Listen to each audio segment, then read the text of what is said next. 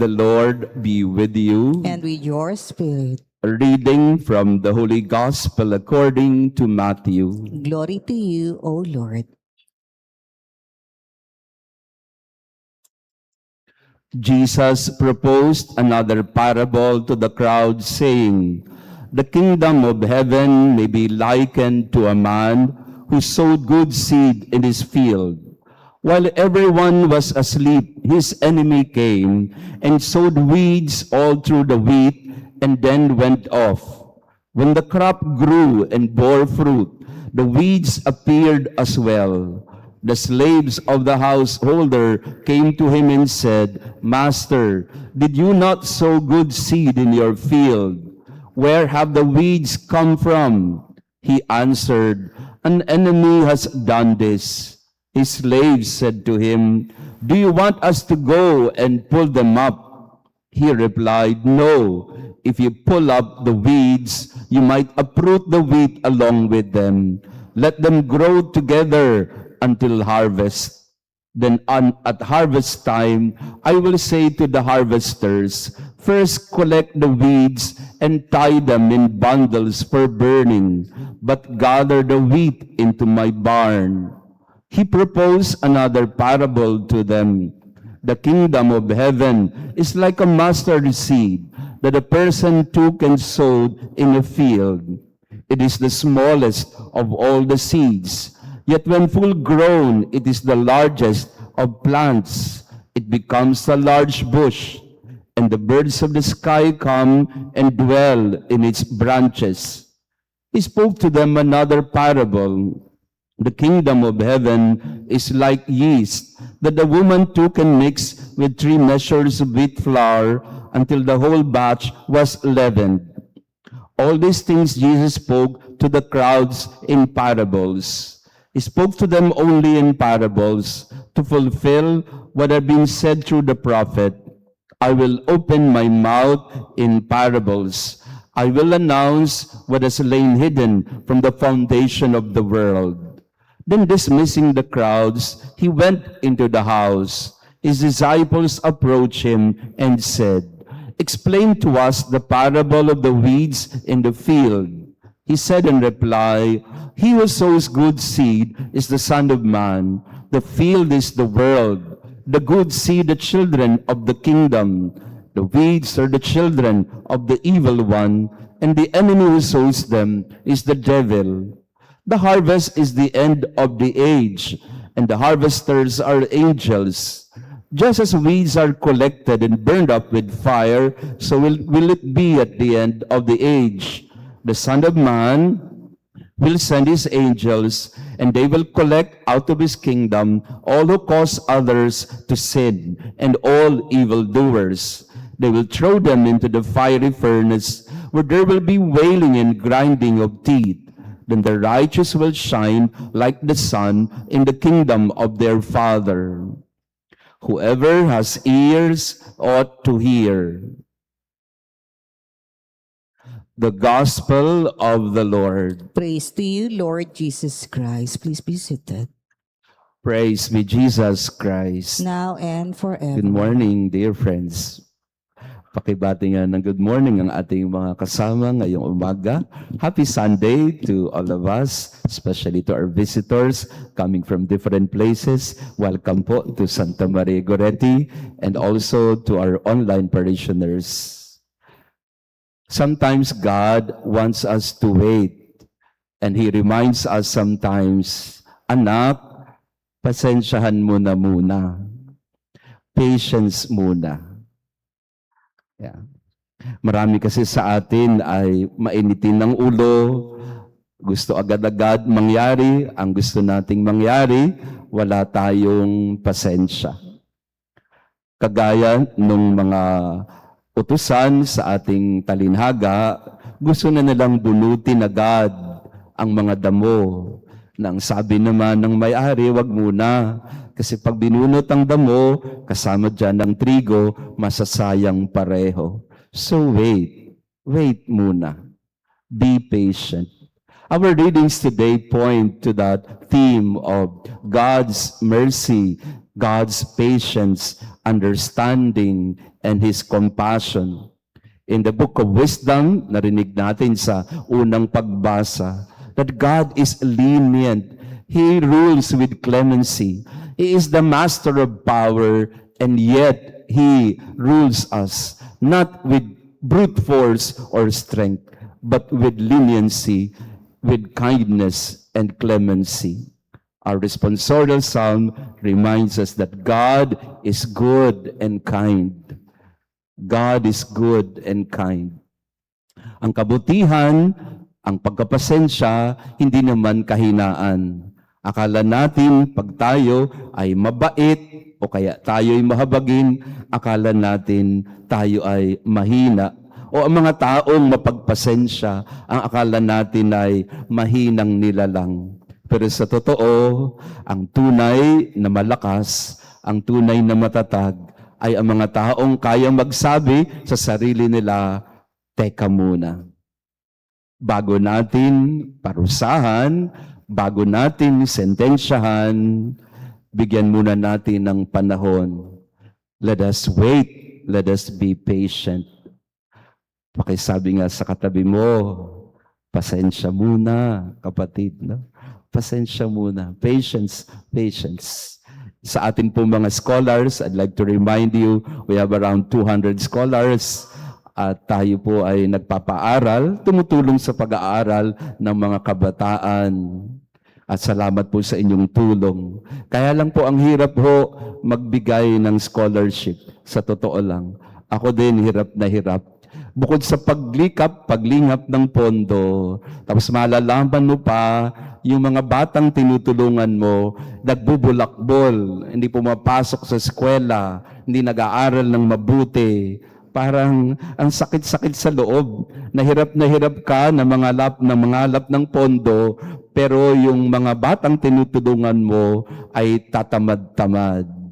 Wala lang dito yung mga scholar sisermonan ko sana. Pero lagi kong sinasabi din sa mga nag-aalaga sa kanila, patience muna. Pagpasensyahan natin ang mga batang ito. Talagang minsan matigas ang ulo, kailangan natin bigyan ng space and time for them to grow. Some people need a lot of space for them to find themselves and for them to grow. We need to give them a lot of leverage, a lot of spaces and time, opportunity for them to realize what they need to do with their lives. Kasi time and again, we realize that God also has been so patient with us. Alam nyo, mga kapatid, kung hindi matyaga ang Panginoon sa atin, palagay ko marami sa atin dito, matagal nang naparusahan. If God can be very patient with us, and He does not pull us out or pull us up, He gives us an opportunity to change. He gives us an opportunity to rectify our mistakes. He gives us a lot of leniency, tolerance, and patience. So why can we not do that with one another? Meron po akong isang estudyante na nag-summa cum laude sa kanyang pag-aaral. Natutuwa ako, nangingiti ako kasi alam ko ang pinagdaanan ng batang ito before he was able to reach this stage in his life. Nung siya'y under my care, because I was then a director of college, siya ay, petiks-petiks lang. Very, very mediocre ang performance in his academics, in everything. Parang wala siyang promise of a good future. So yung ibang mga kasama kong mga pare, ang sabi nila, palabasin na natin ng seminaryo. Huwag na nating patuluyin kasi parang tamad. Hindi gaanong masigasig sa kanyang pag-aaral at no ambition. The guy is not driven. So yun yung judgment sa kanya. Pero pinaglaban ko talaga sa mga kasama ko na no, Let's give this guy a chance. I see his potential. I see what he can do. I see his good heart. And I see that he can be a very good candidate. And to make the long story short, natuloy siya. At yun nga, tuwan-tuwa ako kasi at the end of his studies, summa cum laude siya. Nasa loob-loob ko, tingnan nyo, kung pinaalis niyo yan, kung di niyo binigyan ng chance yan, nawalan tayo ng isang magaling na pare. Minsan kailangan mong magpasensya. Kasi hindi mo pa nakikita ngayon. Agriculturally, if you go back to the culture, at least to the agricultural culture, to the agricultural setup in the Holy Land, in Israel, yung the weeds and the wheat, they look the same in the beginning. Pareho sila ng itsura, yung damo at trigo. Kaya mahirap talaga mahanap kung alin, which is which. Kaya kailangan mo talagang hintayin muna bago mo salain. You have to give them space and time, the opportunity to prove themselves. And many times in our life, we can be very impatient with people, lalo na sa mga bata at kabataan. No? At yun, medyo dito tayo, lalo na mga pasintabi sa mga senior citizen, minsan wala kayong pasensya sa mga bata na parang lagi niyong sinasabi agad na, buti pa nung panahon namin. Nako, pag nagganyan na si tita, pag nagganyan na si lola, bakit? Anong panahon nyo, ano rin naman kayo rebelde din naman kayo di ba, noong mga 1960s, kailan ho nauso yung mga drugs? Di ba, noong 1960s, nakabataan ninyo, kailan nauso yung mga miniskirt? Di ba, nakita ko nga may mga picture ng mga lola-lola natin, no? Nakikita ko minsan na, ako, pagka-iksi-iksi ng mga, nila. So, ibig sabihin, may panahon din kayo noon na kayo ay talagang naghahanap ng direksyon sa buhay, na lahat tayo dumadaan dyan. Kaya, hindi natin pwedeng sabihin na, buti pa nung panahon namin. No. Kasi kung babalikan din natin yung panahon mo, marami ka din noon na mga kailangang ayusin, pero pinagpasensyahan ka din. Ayan. Pakisabi nga sa katabi natin, pasensya. Pasensya muna. Kasi we'll never know. So allow the weeds to grow with the wheat.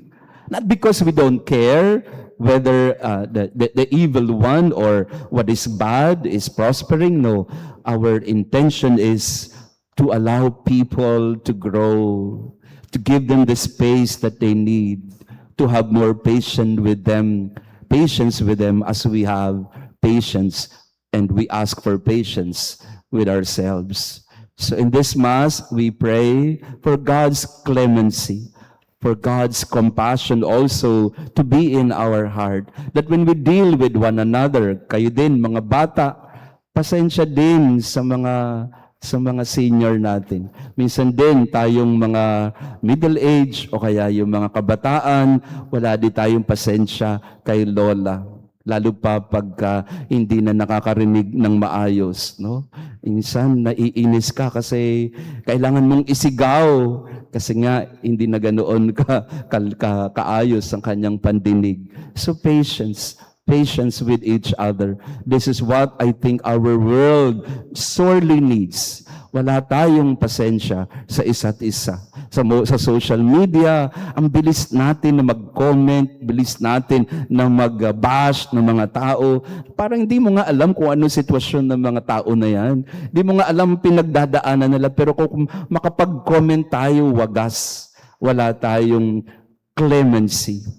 Wala tayong pasensya sa ating kapwa. So we pray in this Mass for more humility and patience, that when we deal with one another, we also say to the Lord, Lord, be patient with me as I try also to be patient with myself and others around me. Praise be Jesus Christ. Now and forever. Let us pray. Graciously be present to your people, we pray, O Lord, and lead those you have imbued with heavenly mysteries to pass from former ways to newness of life through Christ our Lord. Amen. Maraming salamat ulit sa inyong pagdalo sa ating misa. Thank you for coming to Mass today, this Sunday, and to our online parishioners. Thank you also for praying with us. So, mga kapatid, ulit, pasensya. Ha? Lahat tayo meron trigo, may weed inside us. So we need to be patient with each other. Pakasabi nga sa katabi mo, pasensya.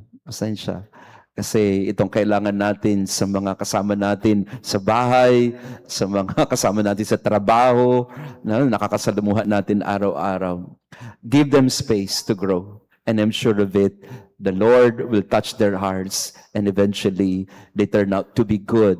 They turn out to be something good or someone better than we expected. So be patient with one another. The Lord be with you. And with your spirit. And may our loving God bless you and your family, the Father, the Son, and the Holy Spirit. Amen. Our Mass has been offered. Go in peace to love and serve the Lord. Thanks be to God.